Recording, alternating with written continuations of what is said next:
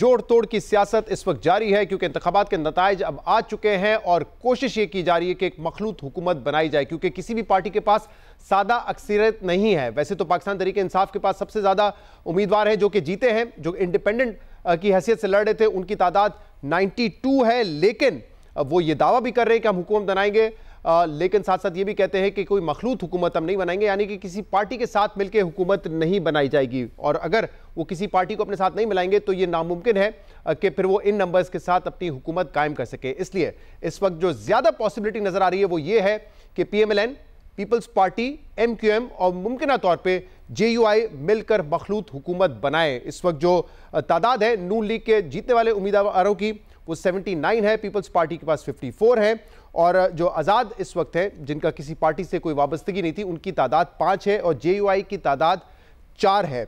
और अब तक ऐसे 5 कौमी असम्बली के वो अरकान जो कि इलेक्शन जीते हैं वो नून लीग में शामिल हो चुके हैं, जिसमें से एक जो है वसीम कादर साहब, जिनके हवाले से कल हमने आपको बताया था कि वो PTI की हिमायत याफ्ता थे, लेकिन अब उन्होंने नून लीग ज्वाइन कर ली है। और 6 जो सूबाई असम्बली के उम्मीदवार हैं उन्होंने भी जीतकर नून लीग में शमूलियत इख्तियार कर ली है। उनका भी बहरहाल ताल्लुक किसी पॉलिटिकल पार्टी से नहीं है। तो एक तरफ तो आज पूरा दिन ये भी खबरें चलती रही कि पीपल्स पार्टी और नून लीग के दरमियान जो डायलॉग हो रहे हैं उसमें इस बात पर भी डिस्कशन हो रही है कि एक पावर शेयरिंग फॉर्मूला के तहत हुकूमत चलाई जाएगी, जिसमें पहले 3 साल तक वजीर आजम नून लीग की तरफ से होंगे और फिर 2 साल के लिए पीपल्स पार्टी के वजीर आजम होंगे।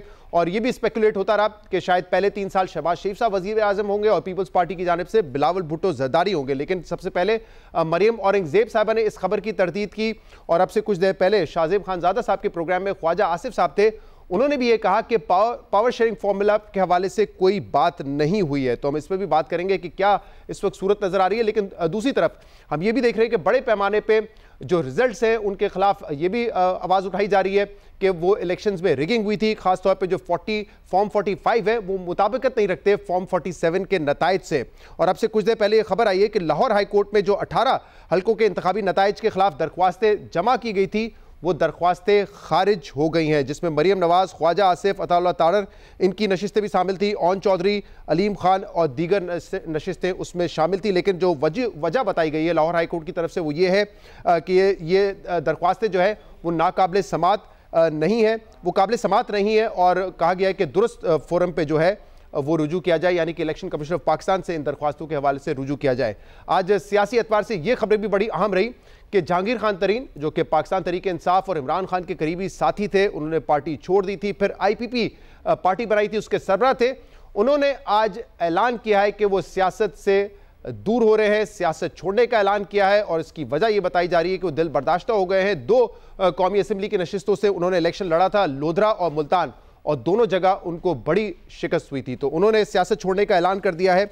इसके अलावा परवेज खटक साहब भी पार्टी बनाई, पाकिस्तान तहरीक इंसाफ पार्लियामेंटेरियंस, जिसमें उन समेत कई PTI के लोग जो मुनहरिफ हुए, उन्होंने PTI छोड़ी, उन्होंने PTIP ज्वाइन की थी। तो आज ये बयान भी सामने आया परवेज खटक का कि वो भी फिलहाल सियासत से ब्रेक ले रहे हैं। और परवेज खटक साहब बड़ा दावा करते थे कि उनकी पार्टी खैबर पख्तूनख्वा में बहुत मजबूत है, नौशेरा की 7 नशिस्तें हैं, 2 कौमी असम्बली की और 4 सूबाई नशिस्तें हैं, और उनका ये दावा था कि वो ये तमाम सीटें जीतेंगे, नौशेरा में PTIP का राज होगा। ये भी कई जलसों में वो कहते आए हैं कि इमरान खान की सियासत अब खत्म हो चुकी है। सुनिए कि परवेज खटक साहब क्या क्या दावे करते आए हैं। मैं कहता हूं अब तुम अकेले हो, नौशेरा मेरे साथ खड़ा है। इमरान खान कहता है जाए मुझे कुछ फर्क नहीं पड़ता। मैं इनको कहता हूँ आज नौशेरा आपके हाथ से निकल गया है और सफाया नौशेरा में ना किया तो मेरा नाम बदल देना। इस फिरौन को देखो, कहता है मुझे कोई छोड़ कर जाए मुझे फर्क नहीं पड़ता। तो परवेज खटक आपको चैलेंज देता है कि ये सूबा आपको छोड़ कर जाएगा, आप खाली हाथ फिरेंगे और यहाँ पर तहरीक इंसाफ पार्लियामेंटेरियन हुकूमत बनाएगी। अगले 5 साल इनकी कोई नुमाइंदगी नहीं होगी, तहरीक इंसाफ बिल्कुल फारिग हो जाएगी, 5 साल उनकी हैसियत नहीं रहेगी।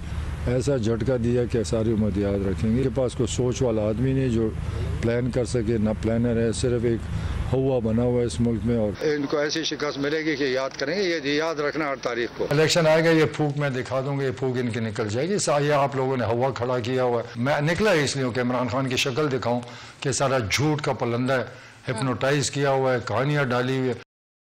पीटीआई का हवा बना हुआ है, इमरान खान की फूंक निकल जाएगी। मैं निकला ही इसलिए हूं कि इमरान खान को शिकस्त दूं। लेकिन नौशहरा में जैसे मैंने बताया 2 कौमी असम्बली की और 5 सूबाई असम्बली की नशिस्तें, जिसपे परवेज़ खटक समेत उनके कई करीबी रिश्तेदार भी इलेक्शन लड़ रहे थे, वो तमाम सीटें वो हार चुके हैं। अब सियासत से उन्होंने ब्रेक लेने का फैसला किया। इसके अलावा हाफिज़ नईम साहब ने भी आज ये बात की है कि उनको कौमी असम्बली से हरवा दिया गया। उनका ये दावा है कि वो इलेक्शन वो जीत चुके थे, लेकिन जो सूबाई असम्बली की नशिस्त पे वो कामयाब हुए। उस हवाले से हाफिज़ नईम ने कहा कि जो नताइज हमारे सामने हैं, जो फॉर्म 45 हमारे सामने हैं, उसके मुताबिक इस सीट पर पाकिस्तान तहरीक इंसाफ के आज़ाद उम्मीदवार ने कामयाबी हासिल की है, लिहाजा वो इस सीट को छोड़ते हैं, इससे दस्तबरदार होते हैं। क्या कहा उन्होंने, सुनिए जरा।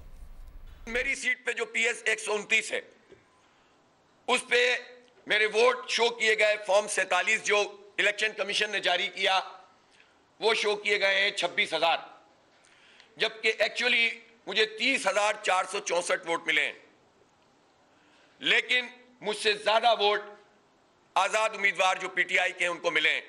और मैं इतना ज़र्फ रखता हूं कि मैं इस बात का ऐलान करता हूं कि PTI वहां पर उसका हिमायत याफ्ता आजाद कैंडिडेट जीता है।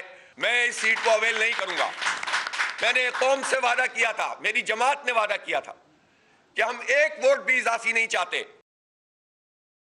हाफिज़ नईम साहब ने अपनी सीट छोड़ने का ऐलान किया। बड़ी बात है, आमतौर पे जो उम्मीदवार नशिस्तें जीत जाते हैं, इलेक्शन जीत जाते हैं, वो इतना ज़र्फ नहीं दिखाते, लेकिन उन्होंने कहा है कि क्योंकि मैं हारा हूं, फॉर्म 45 के नतीजे बताते हैं, इसलिए ये सीट मैं नहीं रखूंगा। और जमात इस्लामी के जो अमीर हैं, उन्होंने भी अब अपने ओहदे से इस्तीफ़ा दे दिया है।